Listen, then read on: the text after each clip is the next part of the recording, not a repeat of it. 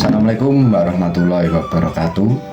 Perkenalkan, nama saya Muhammad Alif Arga Putra dari kelas 12 F11. Kali ini saya akan menceritakan sejarah kerajaan Islam di Sulawesi, yaitu Kerajaan Gua Talo atau Kerajaan Makassar. Oke, langsung saja. Sip, mantap. Ya, langsung saja kita akan mulai ya.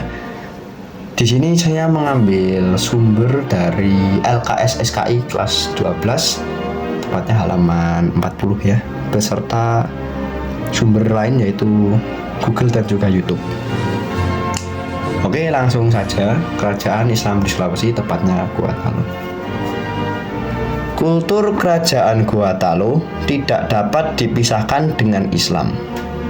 Setelah rakyat kerajaan Gua Talo memeluk Islam, penyebaran Islam di Sulawesi dan bagian timur Indonesia sangat pesat. Kerajaan ini menerapkan syariah Islam. Karena itu, wajar kalau Gua dikenal sebagai Serambi Islam. Serambi Madinah, maaf sebelumnya.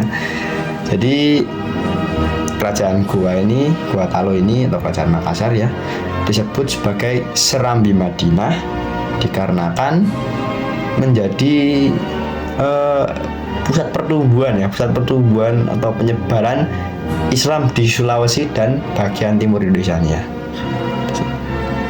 Dan juga karena menerapkan syariah Islam, sama seperti kota Madinah yang ada di Saudi Arabia atau Arab Saudi. Jadi mendapat julukan Serambi Madinah seperti itu. Oke, lanjut ya. Keberhasilan penyebaran Islam terjadi setelah memasuki awal abad 17 dengan kehadiran 3 orang mubalik yang bergelar datuk dari Minangkabau. Lontarawajo menyebutkan bahwa ketiga datuk itu datang pada permulaan abad 17 dari Kota Tengah Minangkabau. Jadi Islam di Gua Talo ini ya tersebar tuh tidak lepas dari pengaruh kerajaan Sumatera, kerajaan Islam di Sumatera yang telah lebih dulu berdiri gitu.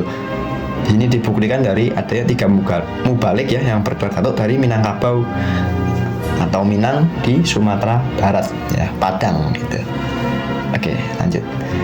Mereka dikenal dengan nama Datuk Telue Bugis atau Datuk Talua Makassar, yaitu Abdul Makmur Khotib Tunggal yang lebih populer dengan nama Datuk Ribandang, Sulaiman Khotib Sulung yang lebih populer dengan nama Datuk Patimang, Abdul Jawad Khotib Bungsu yang lebih dikenal dengan nama Datuk Ritiro. Sesampainya di Goa, mereka memperoleh keterangan dari orang-orang Melayu yang banyak tinggal di Goa bahwa raja yang paling dimuliakan dan dihormati adalah Datuk Luwu. Jadi Datuk Luwu adalah raja yang paling dimuliakan dan dihormati ya di Goa. Sedangkan yang paling kuat dan berpengaruh ialah Raja Talok dan Raja Goa. Mereka berangkat ke Luwu untuk menemui Datuk Luwu Lapatiware Daeng Parabu.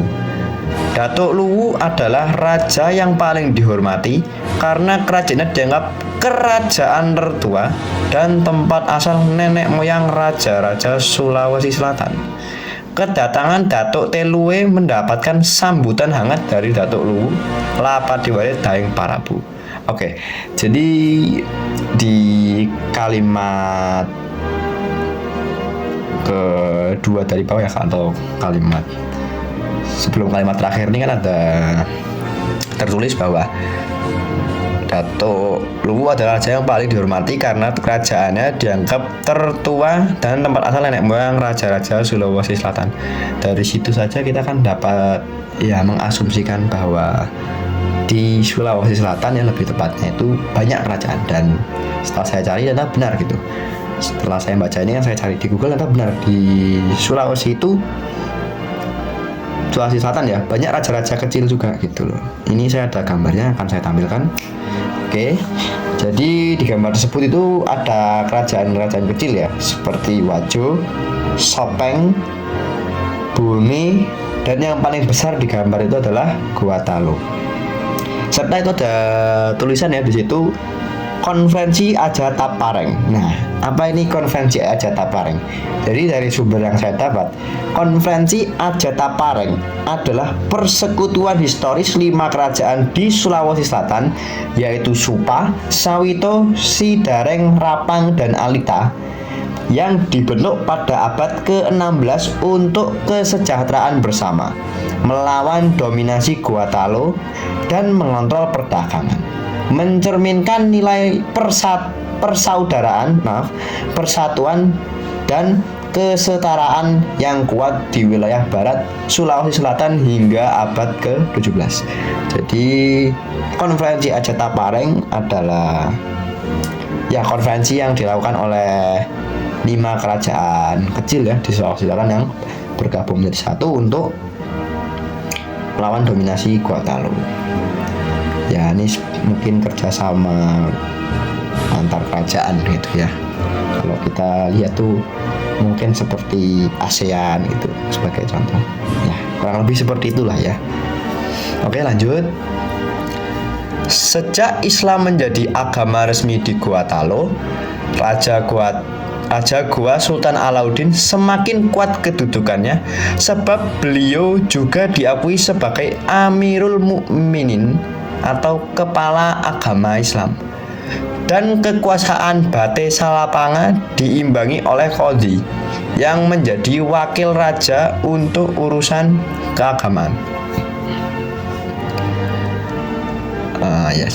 Bahkan oleh orang-orang Makassar, Bugis, dan Mandar yang telah lebih dulu memeluk agama Islam pada abad 16, Sultan Alauddin dipandang sebagai pemimpin Islam di Sulawesi Selatan. Ya, pemimpin yang berwibawa ya, karena diakui sebagai Amir Mukminin atau kepala agama Islam. Oke, lanjut. Kerajaan Gua-Talo yang saling berhubungan baik terletak di Sulawesi Selatan, sehingga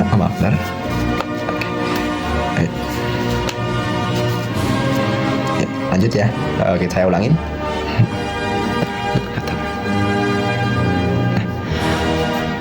Kerajaan Gua-Talo yang saling berhubungan baik terletak di Sulawesi Selatan, sehingga dikenal juga sebagai Kerajaan Makassar. Islam masuk ke Makassar karena adanya pengaruh Kesultanan Ternate yang giat memperkenalkan Islam di sana. Raja Goa yang bernama Karaeng Tunigalo memeluk Islam setelah menerima dakwah dari Datuk Ri Bandang. Ia bergelar Sultan Alauddin Awalul Islam 1605-1638. Jadi Islam di Gua-Talo atau di Makassar sendiri tidak disebarkan hanya pada satu kelompok saja. Jadi banyak ya mungkin pengaruh yang menyebabkan Islam di Gua-Talo atau Makassar. Yang pertama kita tahu dari 3 Mubalik dari Minangkabau ya, yang dapat kita asumsikan ini dari kerajaan di Sumatera ya, entah kerajaan Aceh atau apa mungkin ya. Intinya kerajaan Islam di Sumatera yang telah lebih dulu berdiri. Yang kedua ini dari Kesultanan Ternate yang ada di Maluku gitu. Jadi tidak hanya satu faktor, ada banyak faktor ya mungkin yang menjadi penyebar agama Islam di Gua-Talo atau di Makassar. Dan tapi yang baru saya ketahui hanya 2 ini dari buku ini. Oke, lanjut ya. Ada pendekatan unik yang dilakukan oleh Sultan Alauddin dan pembesar kerajaan Goa, yaitu mengingatkan perjanjian persaudaraan lama antara Goa dan kerajaan yang takluk atau bersahabat, yang berbunyi antara lain, barang siapa di antara kita, Goa dan sekutunya atau daerah taklukannya, melihat suatu jalan kebajikan, maka salah satu dari mereka yang melihat itu harus menyampaikan kepada pihak lainnya. Dan oleh karena gua sekarang sudah, maaf saya geser dulu ya. Oke lanjut, tadi saya geser ya halamannya. Oke lanjut. Tadi terakhir itu sampai sini. Dan oleh karena gua sekarang sudah melihat jalan kebajikan, yaitu agama Islam, maka kerajaan gua meminta kepada kerajaan-kerajaan taklukannya agar turut memeluk agama Islam.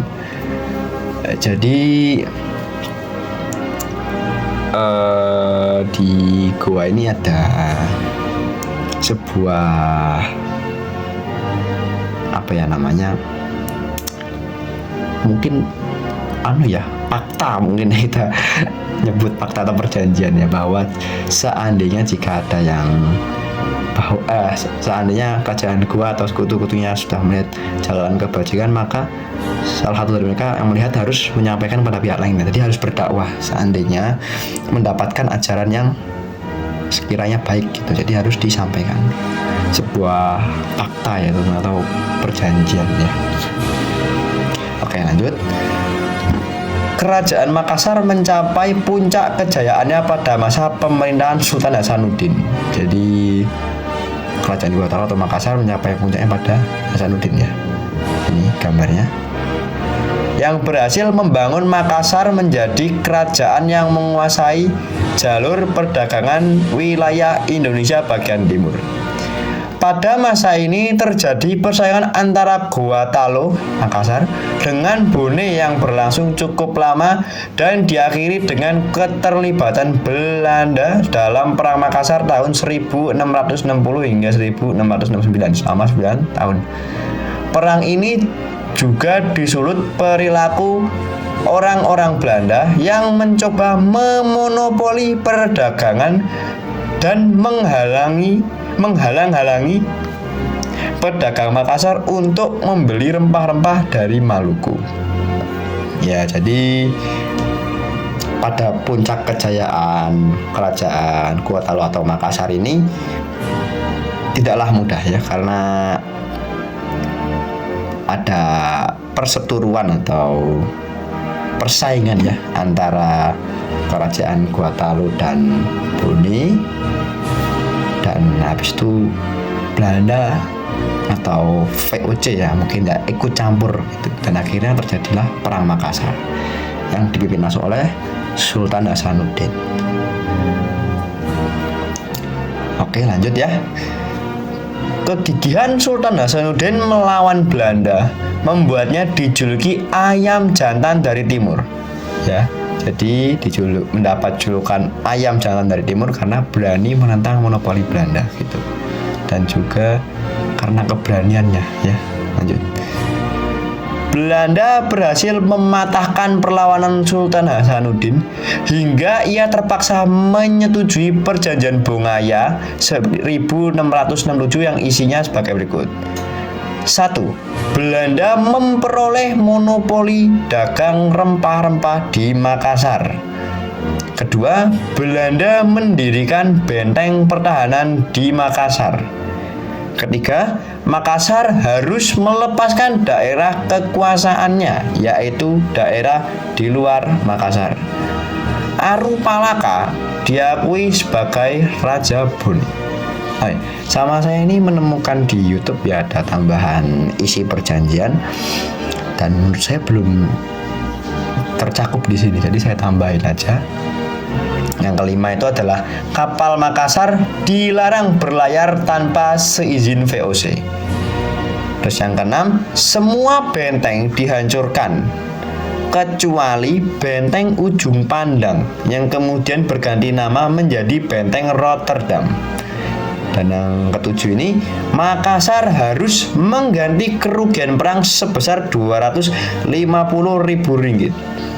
Ya, jadi saat puncak-puncaknya perlawanan ya, saya bilang begitu, Makassar dipimpin oleh seseorang yang sangat gigih, seorang yang sangat berani bernama Sultan Hasanuddin ya, yang sekarang namanya diabadikan menjadi banyak ya, ada bandara, ada jalan gitu. Jadi sangat banyak karena keberaniannya, karena kegigihannya, karena pemimpinannya ya. Jadi diabadikan dan menjadi kebanggaan Kota Makassar tentunya. Itu. Ini gambarnya ya. Oke, lanjut ya. Setelah adanya perjanjian Bongaya, Sultan Hasanuddin tetap berjuang melawan Belanda.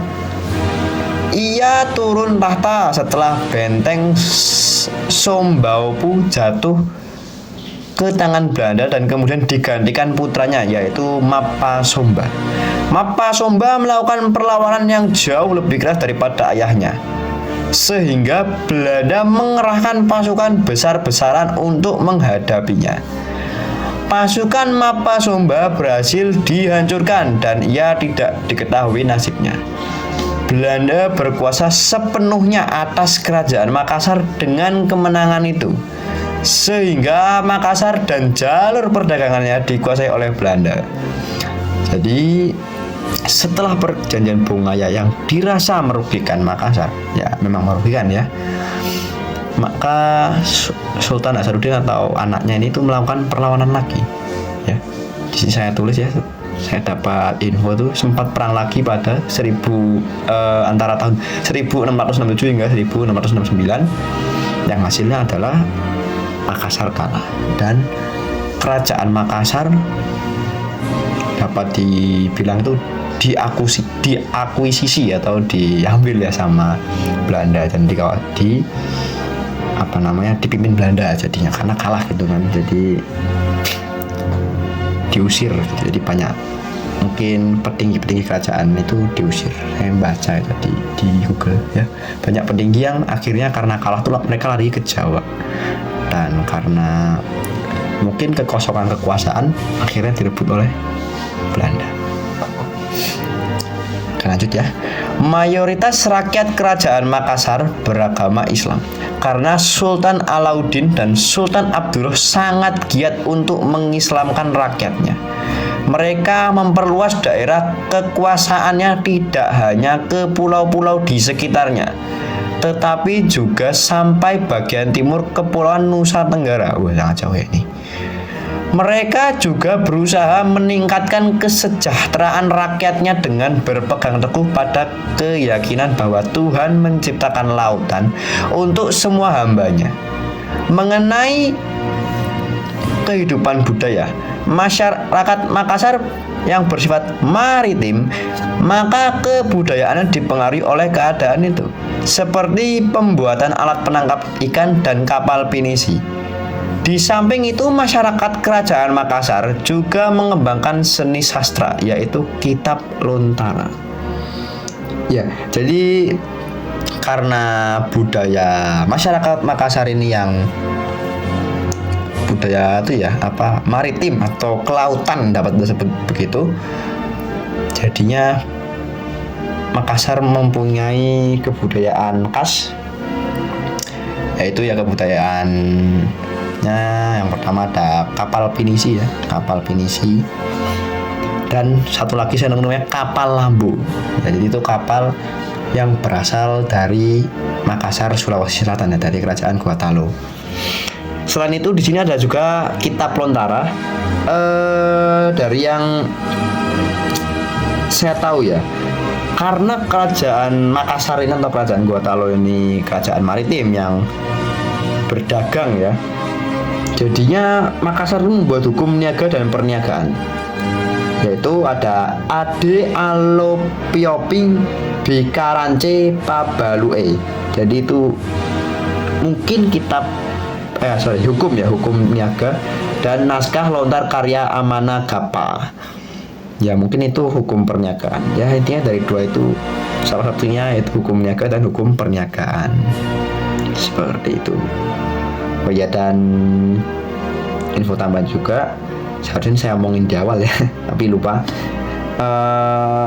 Gorontalo itu adalah kerajaan yang dekat dengan sungai, letaknya strategis, serta pada saat itu Malaka jatuh ke tangan Portugis ya, jatuh ke Portugis. Jadi ya itu adalah faktor yang membuat kerajaan Gotalo ini berkembang seperti itu.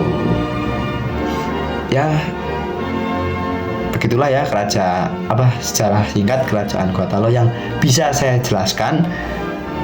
Kurang lebihnya saya mohon maaf sekali ya jika banyak kekurangan dan konsepnya yang mungkin sangat sederhana sekali, saya minta maaf.